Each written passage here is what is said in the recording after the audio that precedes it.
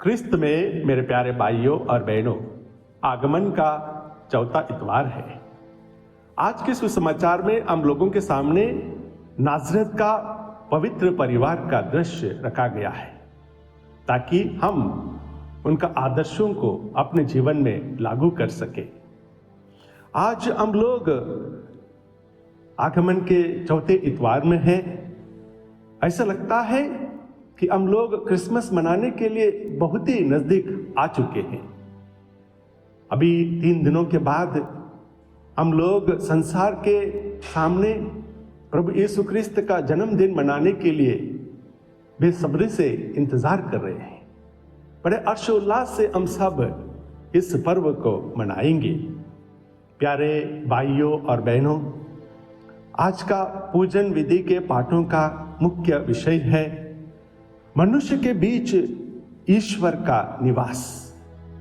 जी हाँ, सचमुच प्रभु यीशु हम लोगों के बीच निवास करने आ रहे हैं। मनुष्य आदि पाप के बाद ईश्वर से दूर चला गया था, परंतु जब भी दुख तकलीफें आई, ईश्वर ने बहुत बार मनुष्य की मदद की है। परंतु कभी कभी ऐसा भी हुआ है जब ईश्वर ने चाहा कि वो मनुष्य का मदद करे, परंतु मनुष्य ने प्रभु का मदद को ठुकराया भी है। इसका एक उदाहरण आज का पहला पाठ है। राजा आकाश के ऊपर अरामियों ने पड़ाव डाला था। नबी इसाइयास द्वारा ईश्वर राजा को यह संदेश भेजते हैं कि वे एक चिन्ह मांगे, परंतु राजा आकाश चिन्ह मांगने से इनकार कर देते हैं। तब यीशु के इस धरती पर आने की भविष्यवाणी नबी इसाइयास करते हैं। इसका उल्लेख आज के पहले पाठ में हम लोगों को पढ़ने को मिलता है। नबी इसाइयास कहते हैं, एक कुंवारी गर्भवती है, वह एक पुत्र को प्रसव करेगी और वह उसका नाम इमानुएल रखेगी, जिसका अर्थ है प्रभु हमारे साथ है। जी हाँ प्यारे भाइयों और बहनों, यह हर एक इंसान का अनुभव है कि हम लोग कहीं ना कहीं जिंदगी में दुख तकलीफें झेलते ही हैं। चाहे हम ईश्वर पर कितना भी भरोसा क्यों न रखते हो, फिर भी जिंदगी में कुछ तकलीफें, कुछ दुख झेलना ही पड़ता है। अब्राहम का जीवन को देख लीजिए, मूसा का जीवन को देख लीजिए कि वे ईश्वर के सानिध्य पे रहने के बावजूद भी अपने विश्वास को दृढ़ बनाने के लिए वे अपने जीवन में दुख तकलीफों का सामना जरूर करते हैं। अब्राहम को अपना घर, अपनी संपत्ति, अपने चाहने वाले सबको छोड़कर आगे बढ़ना पड़ा, और मूसा को मरुभूमि में इजरायली प्रजा का अगुवाई करना उतना आसान नहीं था। बहुत सारे दुख तकलीफें उनको झेलनी पड़ी। ठीक उसी प्रकार आज के सुसमाचार में हम लोग पढ़ते हैं कि यूसुफ के जीवन में भी झंझट, मेस, दुख तकलीफें, घबराहट की कमी नहीं थी। माता मरियम को मंगनी के बाद ही उन्हें अपने पास रखना पड़ा। इसके बारे में प्यारे भाइयों और बहनों आज के सुसमाचार में हम लोग पढ़ते हैं।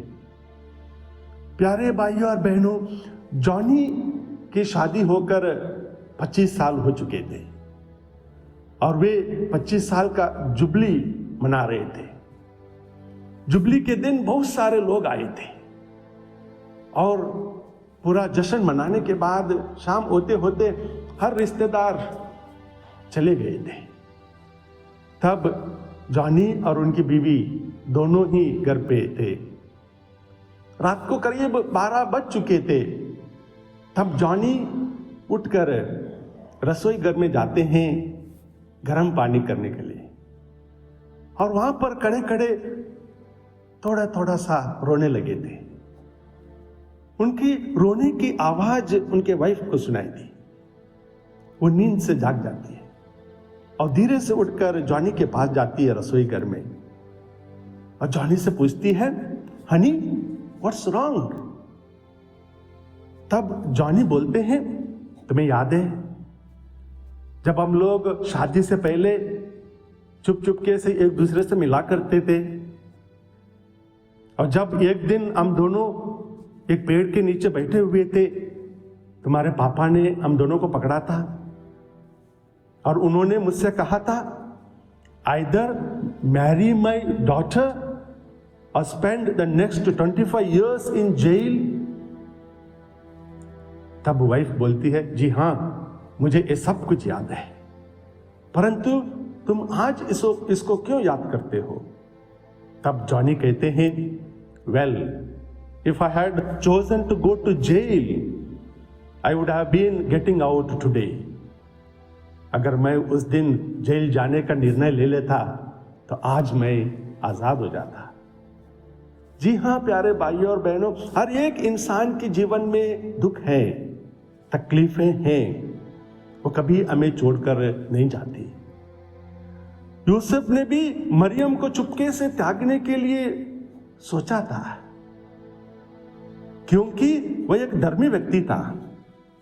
और ऐसा हुआ कि उनके एक साथ रहने के पहले ही मरियम पवित्र आत्मा से गर्भवती हो गई थी। What A mess.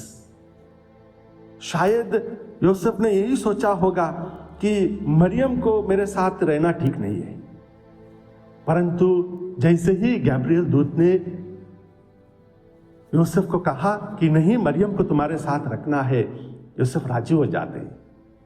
उसके बाद उनके संकट कम नहीं होते हैं। मरियम को जब उन्हें बेथलेहम ले जाना पड़ा, एक गधे के ऊपर बैठा के ले जाते हैं। मरियम 9 महीने की गर्भवती थी। जब प्रसव के दिन आए तो उन्हें वहां रुकने के लिए कहीं जगह नहीं मिली, सराय में भी जगह नहीं मिली। एक गौशाले में प्रभु यीशु को जन्म लेना पड़ा। What a difficulty. और जब वहां पर प्रभु यीशु का जन्म हुआ, माता मरियम को, यूसुफ को जानने वाले, पहचानने वाले कोई नहीं थे। सब लोग अनजान थे। शायद बहुत सारे लोग आके उनको देखकर ऐसे ही चले गए होंगे। इतने सारे दुख और संकट के बीच प्यारे भाइयों और बहनों, वहां पर स्वर्गदूत ग्लोरिया गाते हैं। स्टिल एंजल्स सिंग ग्लोरिया। जी हां प्यारे भाइयों और बहनों, चाहे कितना भी दुख तकलीफें क्यों ना हो, जब हम लोग प्रभु पर पूरा आस्था रखते हैं, विश्वास रखते हैं, कहीं ना कहीं प्रभु हम लोगों को संभालता ही है। इसलिए दुख तकलीफें चाहे कितना भी हो, अगर हम प्रभु की उपस्थिति को महसूस करेंगे तब प्रभु हमें जरूर संभालेंगे। हम लोगों ने देखा है किस प्रकार राजा आकाश के जीवन में भी तकलीफें आई थी, किस प्रकार यूसुफ और मरियम के जीवन में भी तकलीफें आई थी, और ईश्वर दोनों को मदद करने के लिए आगे बढ़ते हैं।